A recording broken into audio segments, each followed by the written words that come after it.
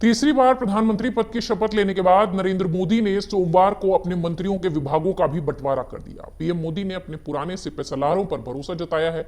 मंत्रिमंडल में बहुत ज्यादा बड़ा बदलाव नहीं देखने मिला है। अमित शाह, राजनाथ सिंह, एस जयशंकर, अश्विनी वैष्णव समेत कई मंत्रियों पर एक बार फिर पीएम मोदी ने भरोसा जताया है। वहीं कुछ मंत्रालयों में बदलाव जरूर हुआ है, लेकिन एस जयशंकर को एक बार फिर से विदेश मंत्री के तौर पर ही बनाते हुए नियुक्त किया गया है।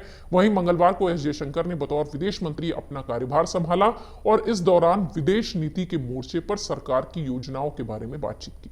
विदेश मंत्री एस जयशंकर ने कहा कि आज दुनिया में बहुत उथल पुथल है, दुनिया खेमों में बटी है और तनाव और संघर्ष बढ़ रहा है। ऐसे वक्त में भारत की पहचान एक ऐसे देश की है जिस पर विश्वास किया जा सकता है, जिसकी एक प्रतिष्ठा है, प्रभाव है। अगले 5 सालों के लिए चीन और पाकिस्तान के साथ संबंधों के सवाल पर एस जयशंकर ने बड़ी स्पष्ट टिप्पणी की। उन्होंने कहा कि कोई भी देश, खासकर एक लोकतंत्र में किसी भी सरकार का लगातार तीसरी बार चुना जाना बड़ी बात होती है। दुनिया को इससे पता चलेगा कि भारत में राजनीतिक स्थिरता है। जहां तक पाकिस्तान और चीन की बात है तो दोनों देशों के साथ साथ रिश्ते अलग अलग हैं। हमारी समस्याएं भी अलग हैं इनके साथ। हमारी कोशिश है कि चीन के साथ सीमा विवाद का हल खोज पाएं, पाकिस्तान के साथ हम सीमा पार आतंकवाद के मुद्दे पर कोई हल निकाल पाएं। इस 5 साल में हम यही प्रयास करेंगे। सुनिए एस जयशंकर पाकिस्तान और चीन को लेकर अपने बयान में क्या कुछ कहते दिखाई पड़े।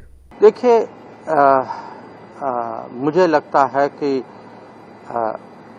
किसी भी देश में और खासकर डेमोक्रेसीज में एक सरकार को लगातार 3 बार इलेक्ट होना यह बहुत बड़ी बात है।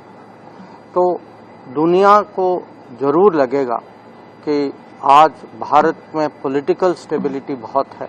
भारत की पब्लिक जो है अपने प्रधानमंत्री पे बहुत विश्वास करती है और अभी तक पिछले 10 साल में जो उन्होंने हमारा रिकॉर्ड देखा है तो वो भी उनको भी पता होगा कि हम सचमुच हमारी कोशिश है कि दुनिया के साथ हम अपने हित तो जरूर आगे रखेंगे, पर जो हमारा योगदान होगा वो उसमें भी हम कहीं कम नहीं पड़ेंगे। और जो आपने पाकिस्तान और चाइना के बारे में कहा, वो अलग देश हैं, रिश्ते भी कुछ अलग हैं, वहाँ जो समस्या जो है वो भी कुछ अलग है। तो चीन के बारे में हम तो हमारी फोकस तो होगी कि सीमा में जो स्थिति जो है उसमें अभी भी कुछ इश्यूज बाकी बचे हुए हैं, तो उसको कैसे निपटाया जाए।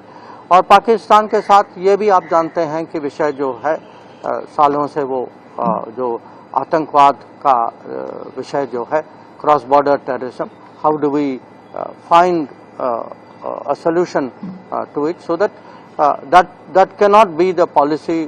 विदेश मंत्री ने अपने बयान में आगे कहा कि मेरे लिए यह बेहद सम्मान की बात है कि मुझे एक बार फिर से विदेश मंत्रालय का नेतृत्व करने का मौका मिला है। पिछले कार्यकाल में विदेश मंत्रालय ने बहुत अच्छा प्रदर्शन किया। हमने G20 की सफल अध्यक्षता की, कोरोना की चुनौती का सफलतापूर्वक सामना किया, वैक्सीन मैत्री के तहत वैक्सीन की सप्लाई की, साथ ही कई अहम ऑपरेशन जैसे ऑपरेशन गंगा, ऑपरेशन कावेरी चलाए। बीते दशक में पीएम मोदी के नेतृत्व में विदेश मंत्रालय जन आधारित हो गया है। आप देख सकते हैं कि हमारी पासपोर्ट सेवाएं बेहतर हुई हैं। इसके साथ ही समुदाय के कल्याण और विदेश में रहने वाले भारतीयों के लिए काम किया गया है। भारत लंबे समय से संयुक्त राष्ट्र सुरक्षा परिषद में शामिल किए जाने की मांग कर रहा है। जब इसे लेकर विदेश मंत्री से सवाल हुआ तो उन्होंने कहा कि मुझे पूरा विश्वास है कि पीएम मोदी के नेतृत्व में विदेश नीति काफी सफल होगी। हमारे लिए भारत का प्रभाव लगातार बढ़ रहा है। दुनिया के देशों को लगता है कि भारत उनका दोस्त है और मुश्किल के समय में वो हमारी तरफ दिखते हैं। वैश्विक दक्षिण में अगर कोई देश उनके लिए खड़ा होता है तो वो भारत ही है। G20 की अध्यक्षता के दौरान हमने अफ्रीकन यूनियन को G20 की सदस्यता दिलाई थी। जैसे जैसे दुनिया का हम पर विश्वास बढ़ रहा है वैसे वैसे हमारी जिम्मेदारी भी और बढ़ेगी। हमें लगता है कि पीएम मोदी के नेतृत्व में भारत की पहचान निश्चित तौर पर बढ़ेगी। एस जयशंकर पाकिस्तान और चीन को लेकर अपनी नई पारी की नई रणनीति की घोषणा करते हुए दिखाई पड़े।